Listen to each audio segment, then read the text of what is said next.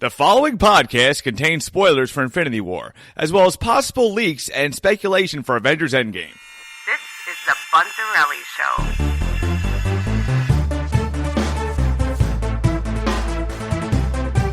All right, a few weeks left till Endgame, and I got to give credit to credit's due. Khiim had this idea. He said, you know what? Why don't we hit up all the movies and do our revisits? So we're going to be going through Avengers 1, 2. We got to throw Civil War in there, and then Infinity War. We're going to be belting out a lot of shows next couple of weeks, so I suggest you guys watch the old movies and join us for the ride. It's going to be a lot of fun. Looking forward to it. So I want to introduce Khiim. Welcome back to the show. What were your first thoughts? We both watched Avengers again, so what was your first overall broad opinion watching it again? Well, first off, I just want to say hey to everybody, and thanks for having me on the show as always. Of course. Always glad to be here, but just going back into this, it really was a refresher. I kind of forgot some of the things that happened early in this series, It was good to go back to it. It's funny looking at them because they're so... It takes you a second to remember where these guys came from. Yeah. Because, like, Iron Man is... Tony Stark is fresh off of Iron Man 2. Yep. Captain America just woke up. Mm-hmm. Thor's first movie was really just kind of setting up Thor, and it was kind of a daunting task. And speaking of daunting tasks, you forget the actual task, and can they pull it off, was getting these guys together and making you buy it and making it not too jumbled and colluded. And I think that was the success. Whether or not it was the perfect movie, especially by the standards of what you're doing these days, but they pulled it off, which was the task. Yeah, I definitely agree. It was definitely a great opening movie to kind of assemble this team and get them together without making it feel forced. It was. Mm-hmm. What I noticed, the first couple things I noticed was S.H.I.E.L.D. in full effect, because we've been so used to S.H.I.E.L.D. being gone and out of the picture besides the TV show. Yeah. But the first thing I caught was the Infinity Stones, because right now we're all buried in Infinity Stones. Yeah. I forgot there's actually two stones in this movie. Yeah. The Tesseract is the Space Stone. Yeah. And then when you see it in action, I'm seeing Thanos going through space like we see in Infinity War. Yeah. I'm like, okay, there it is. And then, of course, the Mind Stone, which is in the Scepter. Yeah. And that's the stone that actually ends up in Vision's head. Yeah. So we're already introduced to two stones. Off the rip, yeah. Yeah, and then this guy kicks off the bat with Loki. Now, the cool thing about Loki... Because, the first Thor movie was, I would say, passable. Mm-hmm. Like the first Captain America movie. Yeah. Not bad, not great. Yeah. I mean, they've both done so much better since. It did its job of introducing. Yeah, it was that daunting task. You got to set up these three totally different characters and make them all meet in the middle here. So it was a daunting task. But the cool thing we had was Loki as the first villain, I think, worked on so many levels. Because... you kind of had his characterization and backstory already kind of done already. And whether you had seen Thor or not, his character had been developed. And I also I have this belief, and tell me what you think about this, because these actors and characters are switching movies, switching directors, and switching everything. Yeah. And I think a lot of the credit comes to the responsibility of these actors taking the character with them. Do you know what I'm saying? Like, I think a lot of it is like, Robert Downey Jr.'s handed a script. Yeah. But he's got to be like, okay, I'm Iron Man. Yeah, definitely. This is how I'm acting.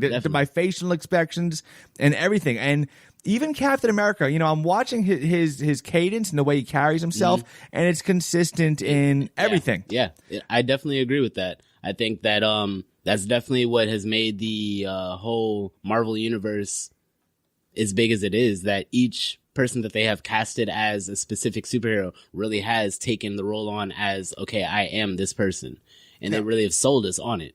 So yeah, Loki, I was sold. That's Loki. Like, I never, Yeah, I agree. But and Loki's just great. I mean, he's still great. He is the most likable, it's hard to explain. He's like the villain you love to hate. Yeah, definitely. He's just...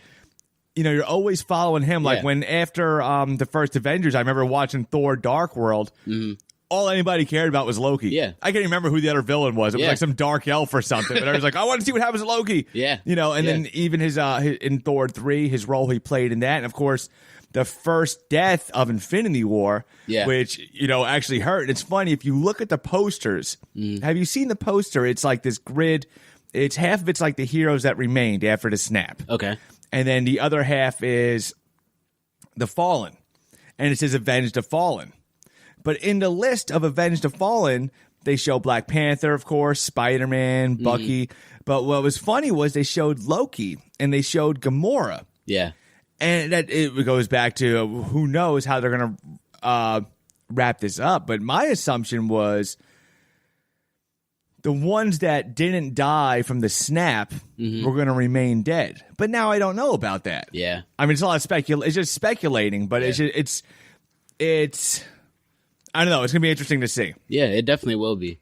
It definitely will be. They kind of really left us in Doctor Strange's multiple possibilities.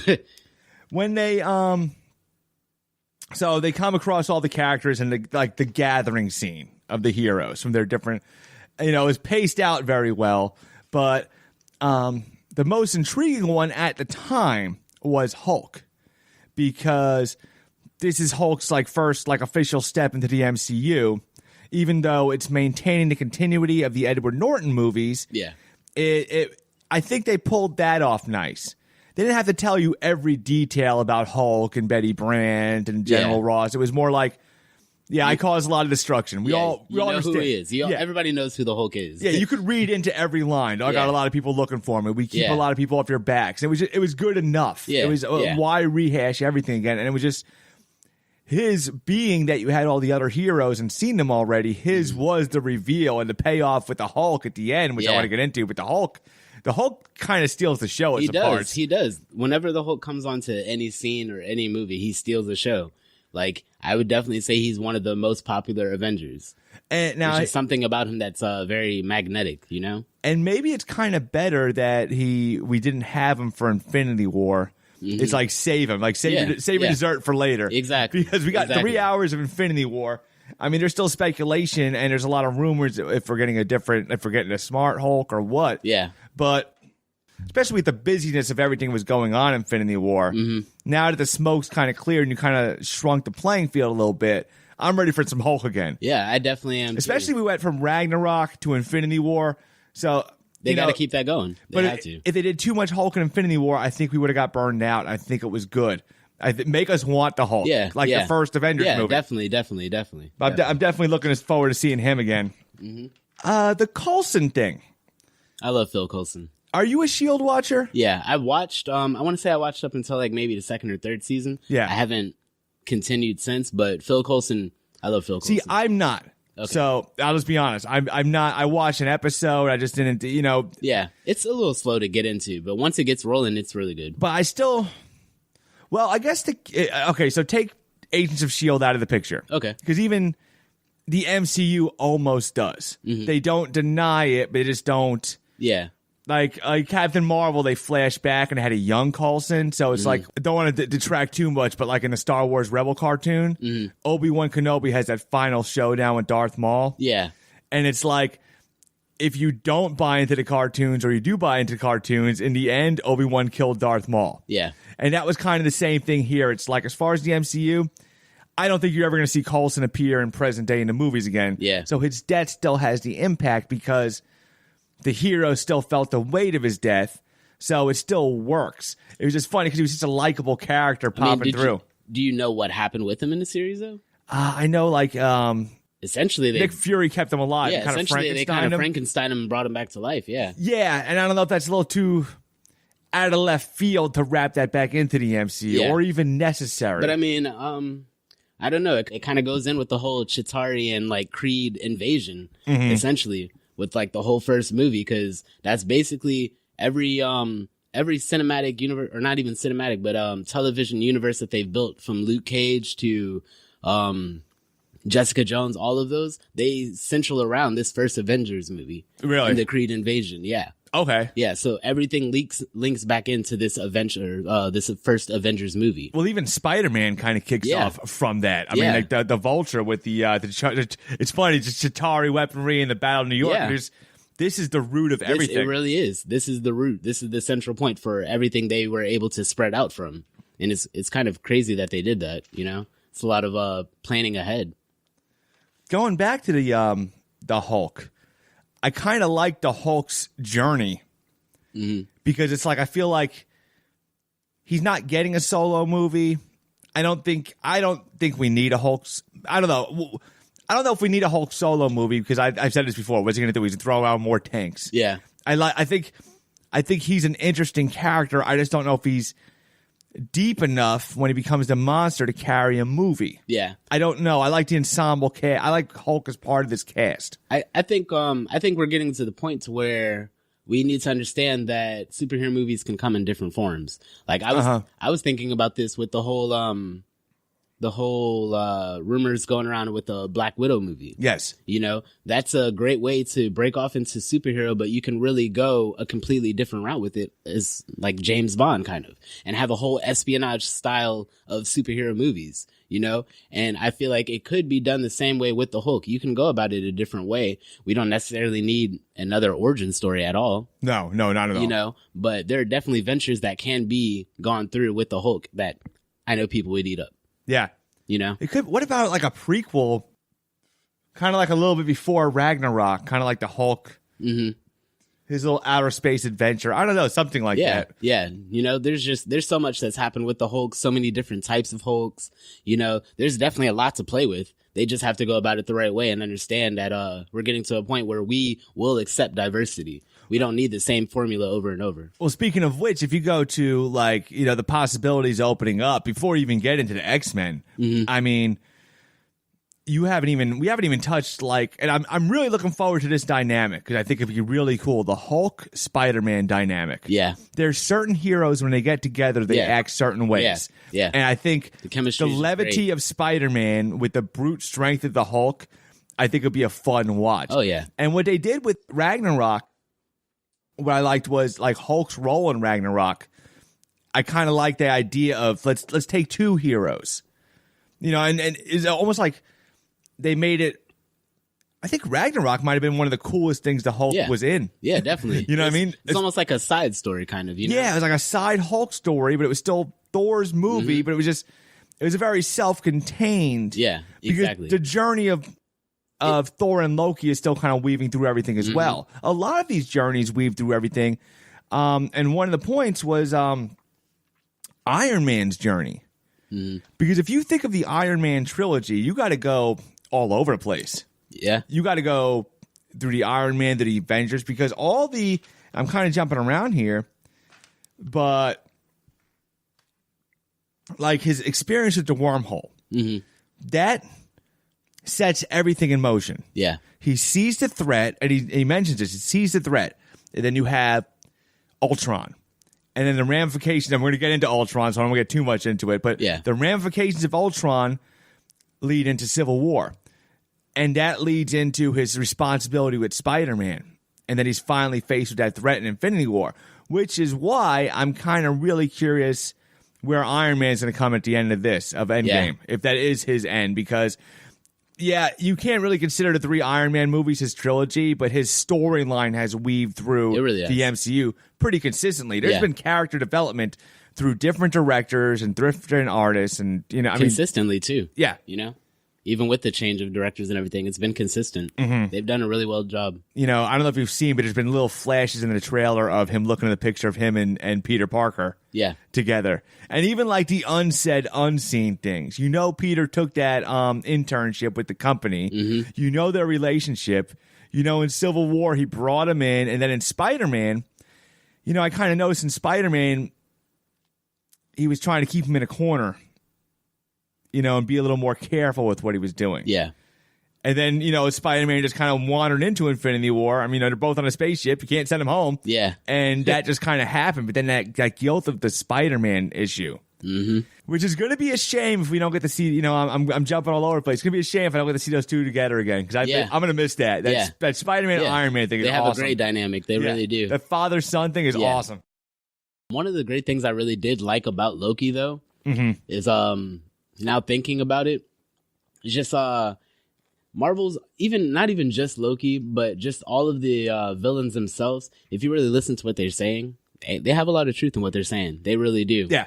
You know, just the whole kind of order out of chaos thing. Well, the secret to a good villain is you have to buy into their side of the story. You have to buy into their madness. Evil. Nobody's evil for the sake of being evil. Yeah. So if you just have a guy that wants to rob banks and, you know what I'm saying? It's fun. Yeah, he's got to have a motivation. Yeah. Even the Vultures was pretty simple. Yeah. I mean, the Vulture got screwed by the system and he was just making money. Yeah. He wasn't even like his first kill was by accident and he was just, you know, and his whole dynamic with Spider-Man was just stay out of my way. Yeah. You're endangering my family. Yeah. But like I'm saying, he had right or wrong, he had his point of view. A really great, I don't know if it's the best one, but I think it was one of the strengths of Doc Ock from Spider-Man 2. Mm-hmm. He was good because he was just on his mission and he needed this. Yeah. He needed that. And now he was driven a little crazy by the arms. Yeah, the arms driven. But he's like, essentially starting off, yeah. But even like with Spider-Man, it was just like knocked him out of the way. Didn't really even care so much. He was done with Spider-Man. He wasn't looking for revenge on Spider-Man. But Harry's like, yo, get Spider-Man. He's like, okay. It was just a job to him.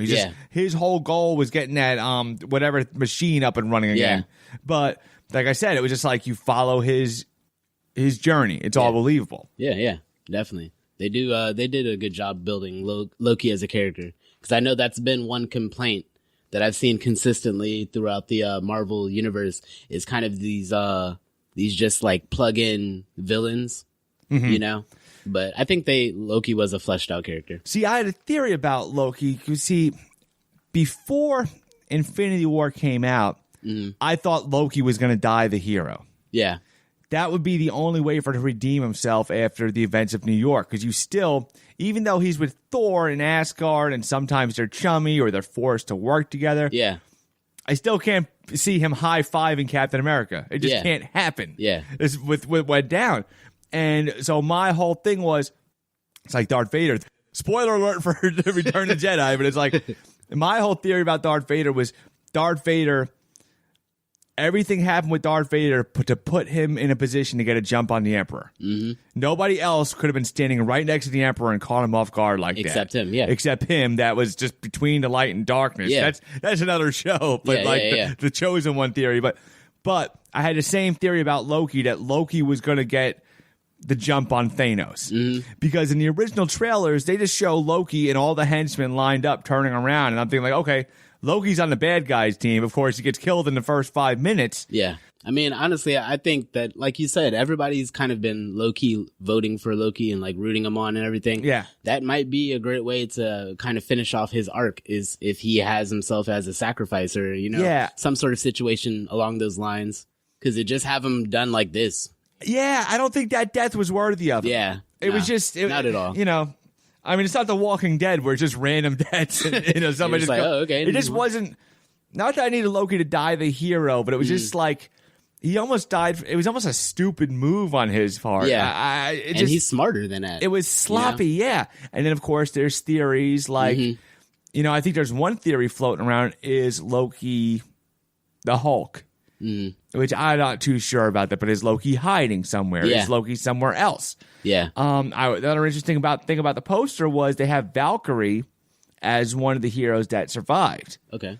She's on that poster because I think I brought it up before. I was like, did Valkyrie ever make it off that ship? They never showed her dead or anything or whatever. Yeah. But just because they put her on a poster, is she going to play a role? Now, the rumors are that we've only seen the first 20 minutes of Endgame in the trailers. Because the Russo brothers are like, we don't want to. They want the secrecy. Yeah, definitely. You know, they had the hashtag. They're doing great about it. Yeah, Thanos demands your silence. Yeah, they're doing so great. They're giving us really. And Robert Downey Jr.'s come up and said, he goes, you have no idea what's going to happen in this movie. And I agree. We don't. We don't. And really, a lot of the scenes, if you look at it, it's really the same rooms. Yeah. Exactly. The same places. You know, they're not giving us a lot to work with at all. Yeah, which is good. Mm-hmm. Did you catch the similarities? There was so right at the end, it kind of gave me chills. This one scene when the final battle in New York where Hulk is unleashed. Yeah, he's just jumping around. He's almost flying. Yeah, the way really. he's jumping and everything. But there was a scene where when Iron Man hits the ground and he goes, "What happened?" and Captain America goes, "We won." Yeah, and it echoed from Infinity War. We lost. It was like the same cadence. I didn't even know if they planned it. Yeah, but it was. It gave you a little bit of a chill. Like, oh yeah, they did win. And that's the great thing about it is like you have to wonder how much of all of this was planned or how much of it was just kind of going along and like, oh, you know what, this would fit. Because in one of the scenes with Nick Fury when he's talking to the board or whatever, and they're instructing him to like, they say, okay, initiate phase 2. Mm-hmm. And he's like, phase 2 is not ready. And he's basically saying, I'm going with the Avengers. That kind of makes me wonder now, okay, is phase 2 what's going to come to finish off Thanos? Because I think phase 2 was the building of the weapons. The building of the weapons? Yeah, phase 2 was let's bust out these guns. Oh, was that it? we made? Yeah, Okay. that was phase 2. I was thinking Marvel phase 2. No, but Shield's phase 2 was the guns. Okay.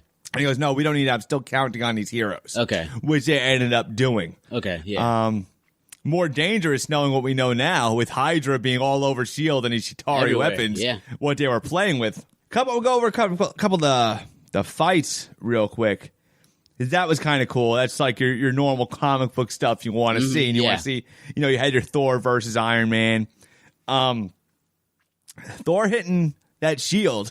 Yeah. And it's funny, vibranium ain't no joke. At all. I wrote that down. Vibranium ain't no joke. And if you think like Black Panther, like the most sought after metal, Ultron, everything, this vibranium stuff. But it gives credit to certain things. Like even though as strong as Hulk is, Thor can go toe to toe with him. Yeah. And that's cool. And it's believable. It's viable. And seeing the Hulk Thor, I remember especially for the first time. Mm-hmm. And of course, Hulk can't lift that hammer. There's so many just like candy moments definitely. of these fights. Something about Joss Whedon. So Joss Whedon, he's like Sam Raimi. There's a certain visual look to his movies.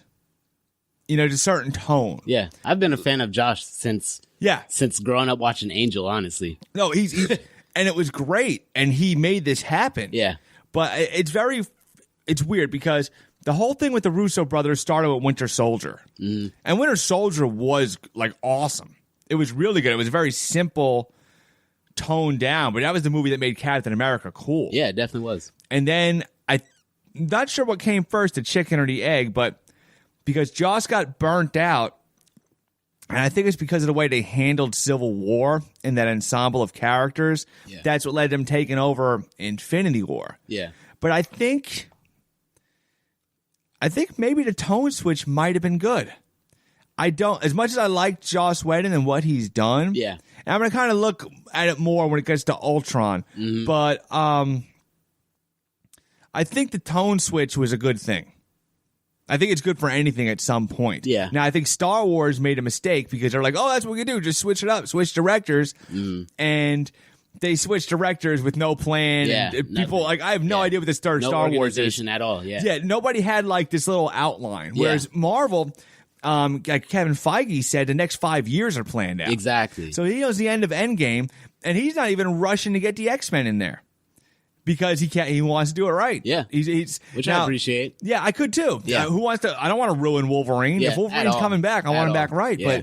But something, as I was saying that, I thought of something we all forget about the Fantastic Four. They're still there. Yeah. And they're an easy squeeze. Yeah, that's true. I mean, you could either make them they were there the whole time or just... Yeah. I definitely, and to me, that'd be an easier squeeze than the X-Men. Getting in the X-Men, definitely. X-Men's tough. It's like, how do you explain mutants? Yeah, well, we've been here. Nobody noticed. Mutant at all throughout the whole cinematic universe, we talk about Tony Stark's overall arc through these movies. But even on a small scale, Captain America goes up and, says to him about, kind of like his arrogance and the way he carries himself. He goes, you wouldn't go down for the next guy or, take one for the team, put your life on the line when it comes down to it. And it's like, it's a foreshadowing of that moment when Tony sees the scope of what's going on. Mm-hmm. He makes a decision to grab the nuke. He's like, how much time do I got?